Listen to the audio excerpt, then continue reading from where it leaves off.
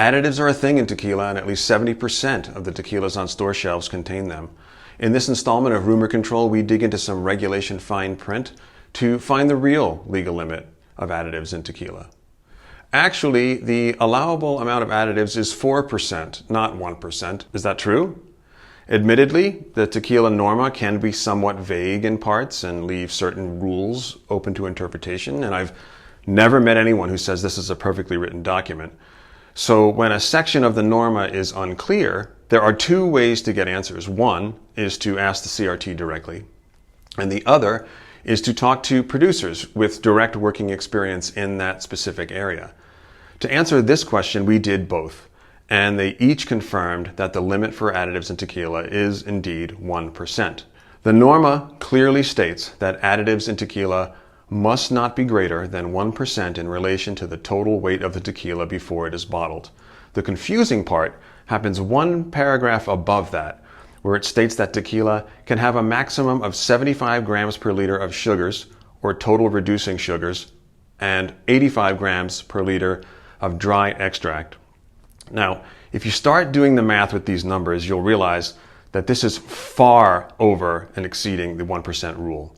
That's because this part of the norma is actually talking about flavored tequilas where the added ingredients must be specified on the label. Within the norma, the key Spanish word to look for is abocantes. This is the word that the industry uses when talking about the 4 permitted categories of additives. That's glycerin, sugar-based syrup, caramel coloring, and oak extract. These don't need to be listed on the label and are what we refer to as additives in English.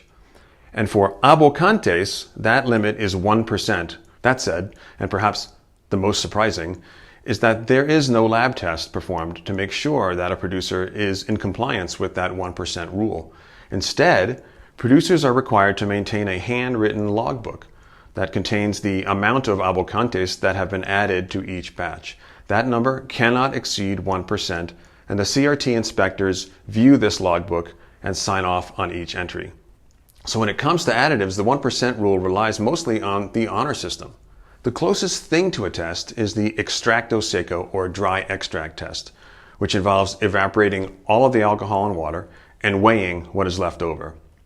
Additives like sweeteners and glycerin will remain, but so will other things that aren't considered abocantes, such as minerals found in the water or particulates left during barrel aging.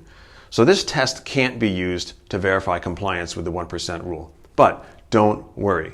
If you're looking for tequilas with 0% additives, use our list of confirmed additive-free brands.